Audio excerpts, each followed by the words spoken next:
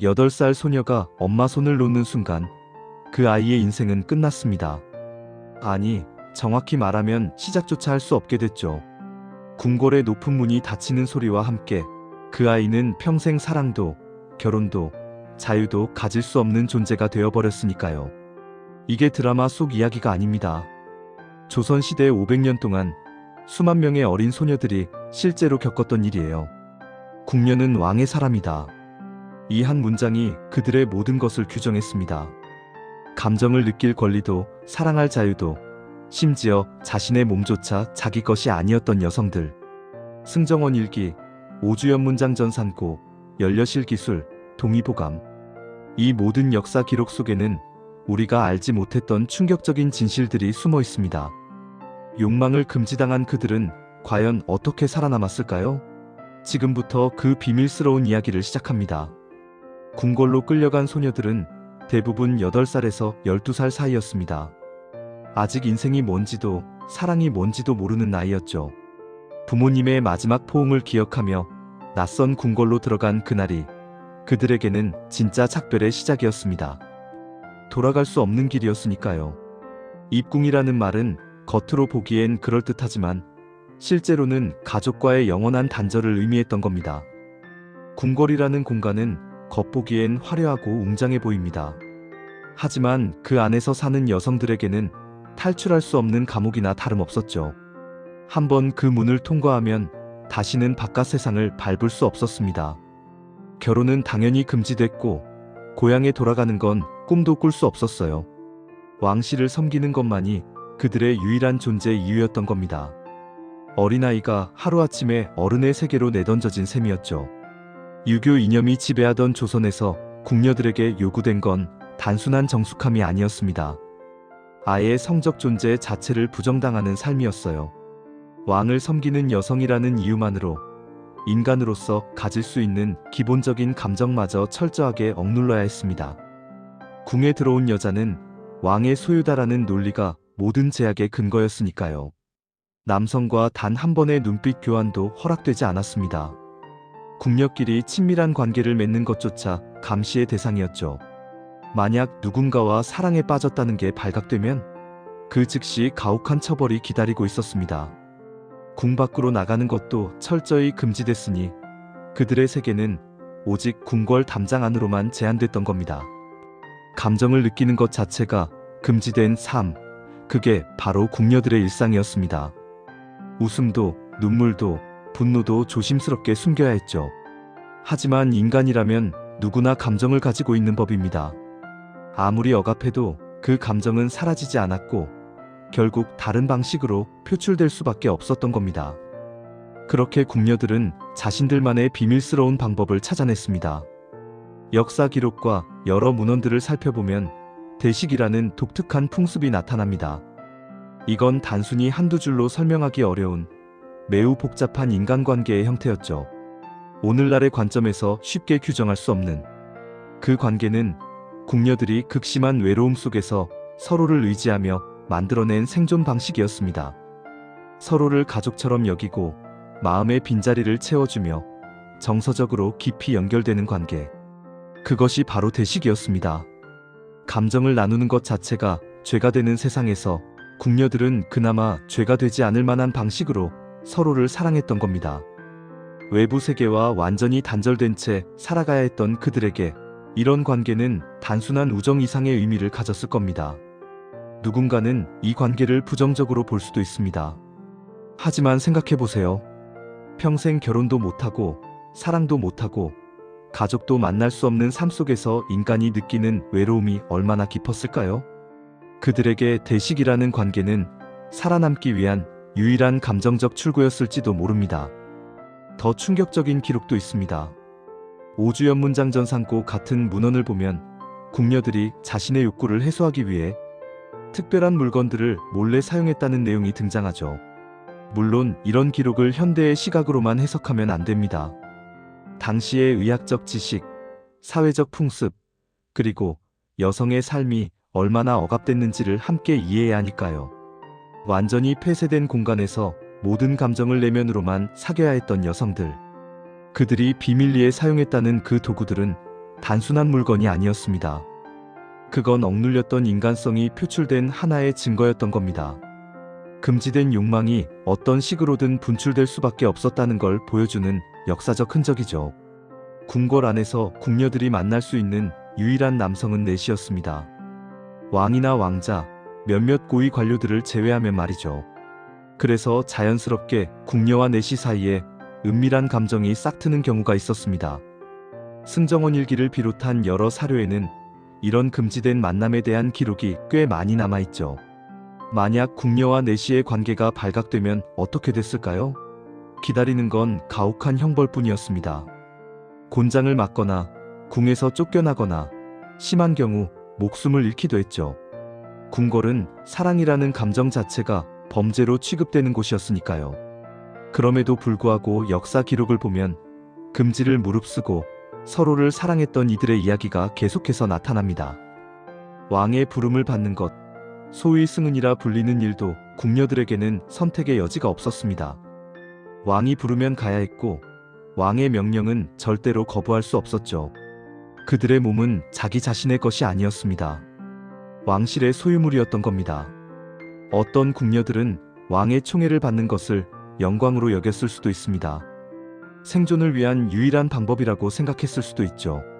하지만 승정원 일기를 자세히 들여다보면 왕의 승은 이후 극심한 심리적 고통을 겪은 궁녀들의 이야기도 나옵니다. 왕을 모신 후 다시는 다른 사랑을 할 수 없다는 규칙 때문에 평생 고독 속에서 살아야 했던 여성들이 있었다는 기록도 있죠. 동의보감이라는 의학서를 보면 궁중 여성들이 특히 자주 앓았던 질병들이 나열돼 있습니다. 우라병이라 불리는 병은 감정을 계속 억눌렀을 때 생기는 일종의 화병이었죠.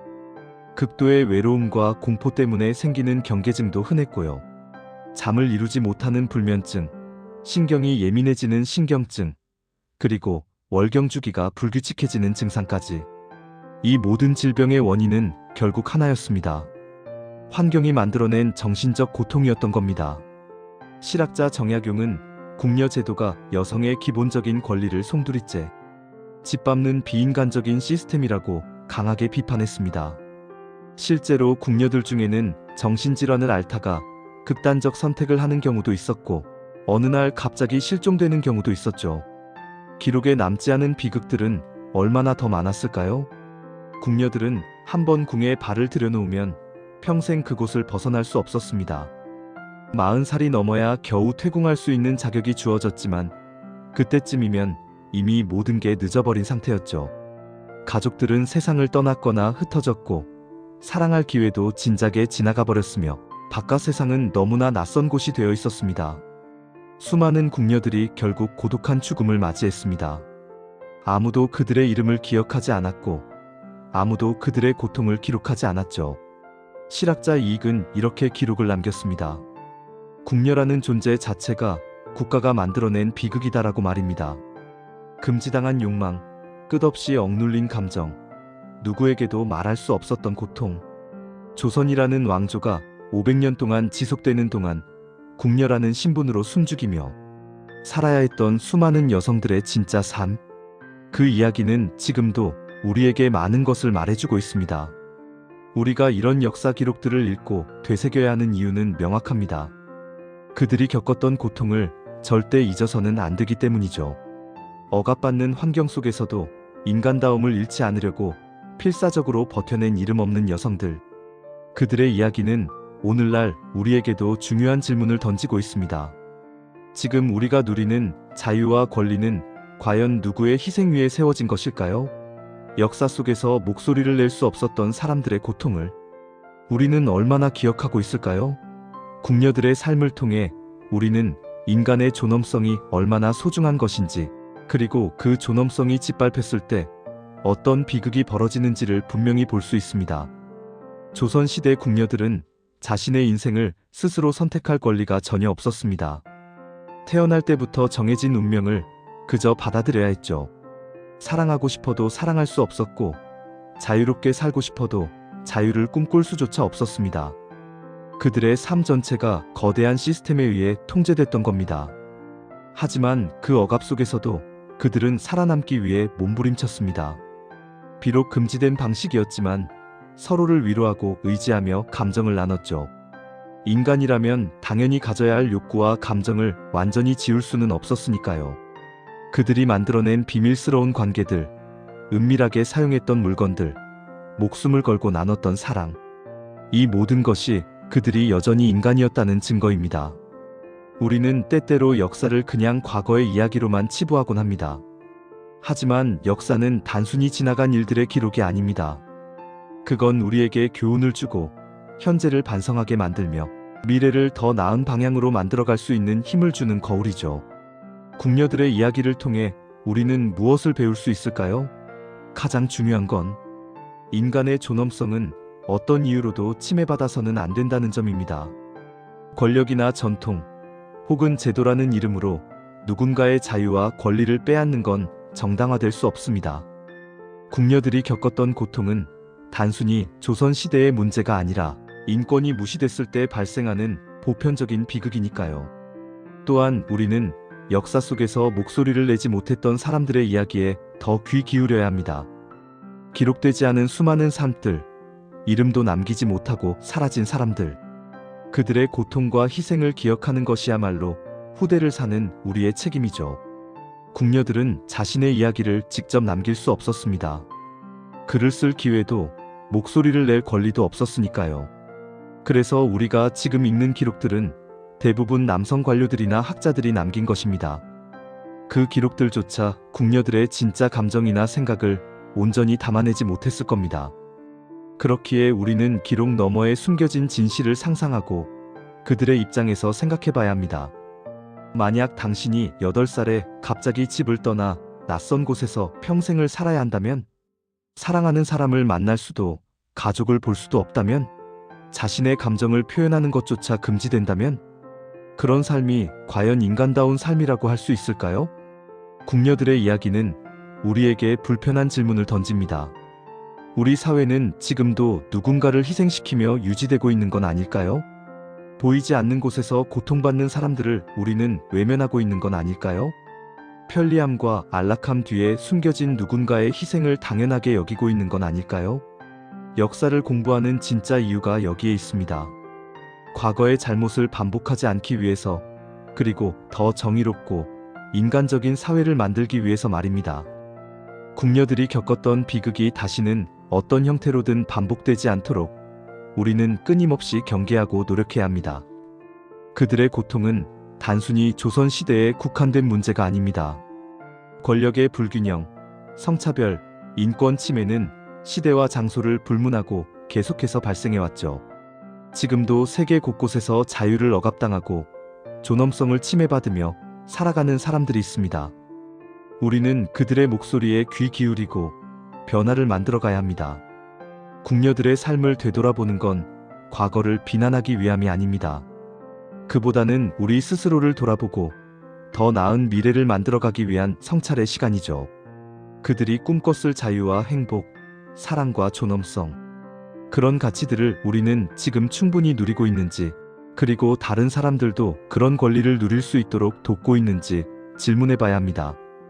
역사는 반복된다는 말이 있습니다. 하지만 우리가 과거로부터 제대로 배운다면 그 반복의 고리를 끊을 수 있습니다. 궁녀들의 이야기가 주는 교훈을 가슴 깊이 새기고 모든 사람이 인간답게 살 수 있는 세상을 만들어가는 것, 그것이 바로 역사를 기억하는 진짜 이유입니다. 금지된 삶을 살아야 했던 수많은 궁녀들, 그들의 이름은 대부분 역사에 남지 않았지만 그들이 겪었던 고통과 그들이 보여준 인간성은 지금도 우리에게 울림을 줍니다. 억압받으면서도 포기하지 않았던 그들의 의지, 금지된 사랑이라도 나누려 했던 그들의 용기, 끝까지 인간으로 남으려 했던 그들의 몸부림, 이 모든 것이 우리에게 말하고 있습니다. 인간의 존엄성은 그 어떤 권력으로도 완전히 빼앗을 수 없다는 것을 말입니다.